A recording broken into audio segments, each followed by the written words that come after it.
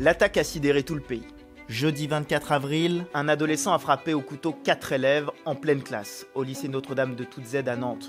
Une lycéenne de 15 ans en est morte. Forcément, le drame pose encore une fois la question de la lutte contre les armes blanches autour des établissements scolaires.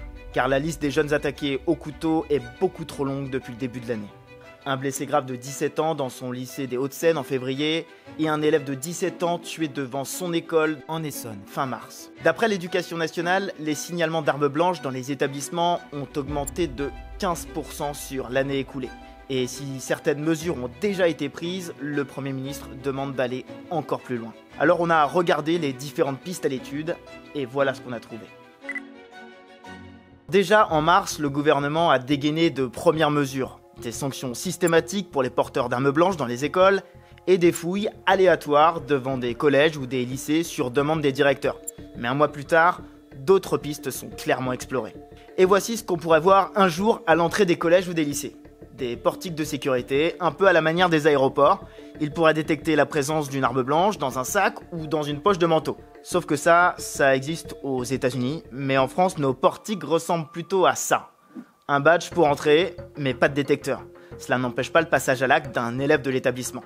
Donc depuis longtemps, des élus ou des parents réclament les fameux détecteurs de métaux. Pour l'instant, personne n'a vraiment mis l'argent sur la table. On est allé faire un tour sur les sites de vente de tels dispositifs, et voilà le résultat. Si on prend de l'entrée de gamme, on est sur du 5 000 € minimum. Mais ça peut monter à 100 000 €, sans compter l'entretien et le personnel qui va avec. Il faut en mettre plusieurs à l'entrée pour éviter trop de files d'attente. Multiplier ça par 7000 collèges et 3700 lycées, on atteindrait facilement plusieurs centaines de millions d'euros, voire des milliards d'euros. L'autre solution, c'est de faire plus de fouilles à l'entrée des établissements. Sauf que là, on se heurte à un gros problème d'effectifs. Seuls les policiers sont autorisés à les mener. Et impossible de mettre des policiers tous les jours devant plus de 10 000 collèges et lycées en France. Donc, une proposition de loi envisage d'autoriser les personnels de l'établissement à fouiller les élèves eux-mêmes. Mais seront-ils formés pour le faire ? Et que se passe-t-il si des parents s'y opposent ? Et là encore, ça ferait de longues files d'attente le matin. L'autre mesure qui revient beaucoup cette fois du côté des syndicats de l'éducation nationale, c'est de recruter beaucoup plus de psychologues scolaires. Des professionnels capables de détecter des élèves en détresse, susceptibles de commettre ensuite des actes violents. Et en la matière, la France est clairement en retard sur ses voisins européens.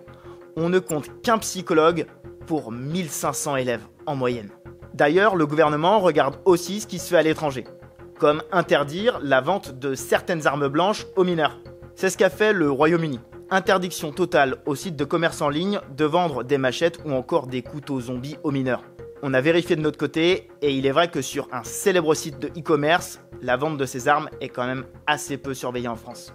Bref, les pistes sont assez multiples, mais aucune n'est vraiment sûre à 100%.